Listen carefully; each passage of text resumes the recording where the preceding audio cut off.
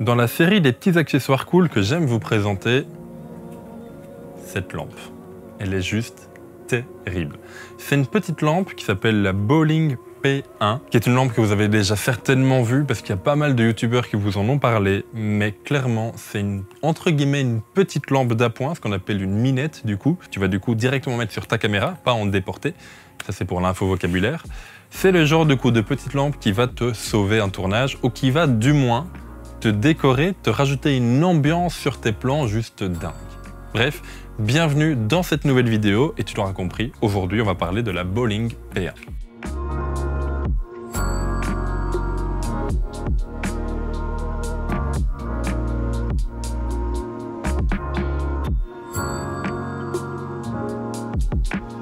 Dans le genre des accessoires que j'adore vous présenter, cette lampe-ci, elle est là pour te sauver les fesses. Elle a une puissance dingue qui va te permettre du coup de déboucher des zones d'ombre lorsque tu es occupé à faire des plans, ou tout simplement, tu peux lui mettre n'importe quelle couleur, ce qui va te permettre d'offrir une super belle ambiance à n'importe quel de tes plans lorsque tu es occupé à faire du pack shot, ou lorsque tu veux juste ambiancer une pièce lors d'un live par exemple. Moi personnellement j'ai la série Baptiste de chez Zeiss, donc un 25, un 40 et un 85 mm et je fais tout avec ça. Je fais du mariage également et sincèrement ça me plaît énormément. Alors tu l'auras compris, c'est une petite lampe que j'adore. Elle m'a été envoyée il y a quelques temps déjà, il y a pratiquement 3 mois. Je m'en suis servi sur pas mal de tournages et sur cette chaîne tu l'auras vu déjà 3-4 fois. Notamment sur les plans du Fuji X Pro 3 que je t'ai fait. Lorsque j'ai fait cette sorte de pack shot, tu auras pu voir que les plans passent d'un vert à un bleu à un rouge dans le même plan. C'est-à-dire que c'est pas moi qui ai changé la balance des blancs, c'est juste cette lampe-là que j'ai mis en fond, que j'ai orienté vers le plafond et qui a du coup illuminé toute la pièce en différentes couleurs. Car oui, cette lampe ne fait pas juste qu'illuminer, elle a différents modes intégrés de façon à pouvoir créer des petits effets qui sont mine de rien bien sympathiques. Également, lors du dernier live que j'ai fait sur cette chaîne, tu auras vu que tout l'arrière de la pièce était bleu alors que mon éclairage était rouge, comme celui-ci d'ailleurs. C'est ce petit éclairage-là, peut-être que je vous en parle un jour. Coucou. C'est une sorte de sabre laser que j'aime beaucoup, mais il ne m'offre que du rouge, et la nuance bleue qu'il offre ne m'intéresse pas trop. Je trouve ça pas super beau. Mais du coup, tout l'arrière de la pièce était en bleu, et c'est simplement cette petite lampe qui était cachée derrière moi, un peu comme ça du coup, et qui illuminait le plafond, et qui du coup illuminait toute la pièce d'une ambiance bleue. Tu l'auras compris, j'adore cette petite lampe, elle s'appelle la Bowling P1, et je vais te la présenter aujourd'hui. Alors rapidement, d'un point de vue prise en main, elle est assez classique. En fait, c'est un grand panneau LED. Alors on retrouve sur le côté une sorte d'attache qui est tout métallique. Tu as ici du coup plusieurs pas de vis. Tu en as un que tu pourras accrocher comme ceci. Je n'ai plus de trépied à te présenter malheureusement. Ils sont tous en stock, ils sont tous déjà occupés à être utilisés. Donc tu pourrais mettre ton trépied comme ceci, ou comme ceci, ou comme ceci. Ou tu pourrais également le mettre ici. Bref, je vais te faire des plans plus rapprochés de façon à te montrer les détails de cette accroche qui est toute simple parce que du coup tu peux la... Yep. Tu peux la ranger pour ne pas qu'elle dépasse de trop, mais en même temps, elle va te permettre d'accrocher cette lampe dans n'importe quelle situation. Cette lampe, parlons-en, elle est hyper bien construite. Tu ne vas pas retrouver beaucoup de choses dans la boîte, hein, tu vas juste retrouver la lampe et le câble de chargement. Bonne nouvelle, elle peut se charger en USB-C. D'ailleurs, elle doit se charger en USB-C, il n'y a pas d'autre manière, il n'y a pas de batterie à enlever. Mais niveau autonomie, elle est juste dingue. J'ai tourné plus d'une dizaine d'heures avec une seule batterie. Alors, je ne l'ai jamais utilisée à sa puissance maximale. Clairement, si tu l'utilises à puissance maximale, tu ne vas pas tenir 10 heures. À mon avis, tu vas tenir 1 heure, peut-être 1h30, parce que franchement, elle a de la patate, quoi. Elle envoie. Ici, je ne suis occupé à la recharger parce que c'est la première fois que je la recharge finalement en 3 mois. Peut-être la deuxième fois. C'est pour se dire à quel point elle tient bien niveau autonomie. Parce que c'est un produit que j'utilise quasiment à chaque tournage et donc du coup c'est assez impressionnant que je ne la recharge que pour la deuxième fois actuellement. Bref, niveau construction du coup, c'est très solide, ça fait pas du tout plastique comparé à d'autres lampes comme on peut avoir par exemple avec la Aputure M9. C'est une lampe que j'aime énormément également, mais c'est pas du tout la même prise en main. On va retrouver à l'arrière, je te le montre ici. Ah oui, flûte, c'est plus un objectif autofocus, il faut que je m'y fasse à ça. On va retrouver du coup ici, pardon, tout le spectre lumineux de 0 à 360 degrés et qui vont te permettre du coup de choisir à l'intérieur de la lampe exactement quelle nuance de couleur tu veux afficher. On va retrouver également sur le dessus le bouton on-off à côté de la prise USB-C qui se trouve juste ici. Et sur le côté, tu vas trouver le bouton 7 pour changer un petit peu des effets, le bouton FN pour naviguer entre les effets et puis le bouton de nuance, de puissance pour faire moins ou plus de lampes. C'est très malement dit. Bref. Cette lampe a 3 modes, tu vas pouvoir naviguer parmi ces 3 modes grâce au bouton 7 qui se trouve ici sur la tranche. Tu as un mode simple qui s'appelle CCT où tu vas pouvoir venir choisir la température de ta couleur.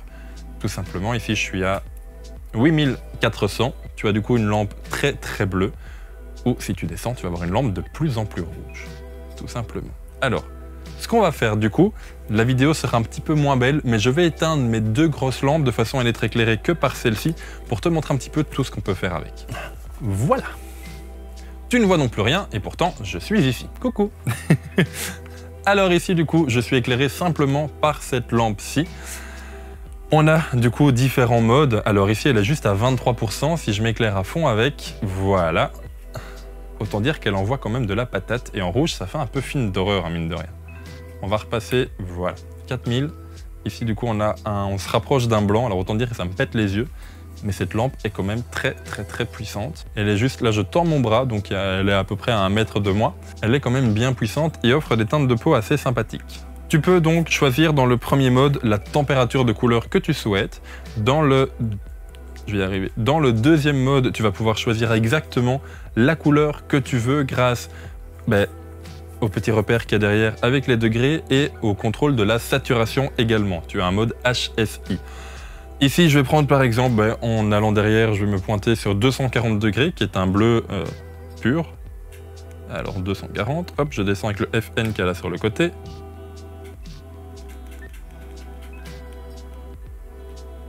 Voilà. Et en rappuyant sur le bouton FN, je peux changer la saturation. Ici, je suis à 100, mais je peux descendre pour me rapprocher d'un blanc, tout simplement. Hop. Tu peux choisir du coup, grâce au bouton dim en dessous, l'intensité de la lumière. Et le troisième mode, c'est mon préféré, celui que j'ai retrouvé sur aucune autre lampe. Ce sont les différents effets que tu peux avoir. Comme premier effet, tu peux avoir tout simplement un flash. Voilà. C'est con, mais je me dis que dans différentes situations, ça peut faire un bel éclairage. Tu as 3 types de flash, si je ne me trompe pas. Voici le deuxième. Hop. Et voici le troisième. Tu as mon petit mode préféré qui est le changement de couleur. Ici, il va vraiment prendre son temps. C'est une petite flèche qui fait le tour, je vais dire. Ici, c'est le premier mode, le mode A, qui va du coup changer de couleur tout doucement. Le mode B, s'il veut bien, qui lui va changer de couleur beaucoup plus rapidement, donc pour avoir une couleur, pour avoir une ambiance lumineuse beaucoup plus punch.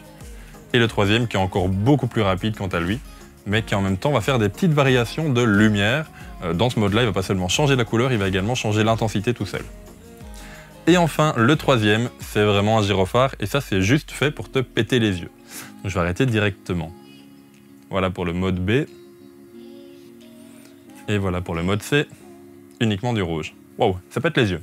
Bref, pourquoi est-ce que tu pourrais utiliser cette lampe? Tout simplement, comme je te l'ai dit déjà en intro de cette vidéo, j'ai utilisé cette lampe pour faire de l'ambiance lumineuse. Pas pour forcément éclairer un produit, juste pour donner une teinte au plan vidéo que tu t'es occupé à faire.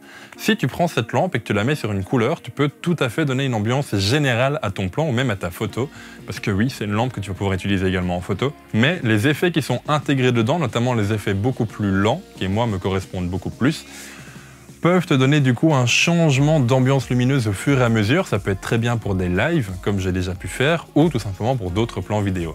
Mais je reprends notamment le dernier plan que je t'ai montré, le dernier effet que je t'ai montré de la lampe, qui est l'effet un peu gyrophare. On pourrait juste imaginer ici du coup un plan où on met cette lampe en hors-champ, elle est juste là en bord de cadre, pour illuminer soit une personne, soit le fond, et pour donner du coup l'impression, je ne sais pas moi, dans une fiction par exemple, qu'une voiture de police approche. C'est le genre de truc tout con qui peut du coup amener pas mal d'ambiance sur un de tes plans, sans pour autant devoir investir dans des milliers d'euros de lampes. Ce petit truc ici n'est vraiment pas cher du tout. Alors clairement, c'est un des effets les plus agressifs, donc ça à utiliser avec parcimonie. Moi, un des effets que je préfère, ça reste tout simplement celui-ci. Ça reste la lampe que tu vas mettre sur le côté. Alors je vais augmenter un tout petit peu l'intensité. Voilà.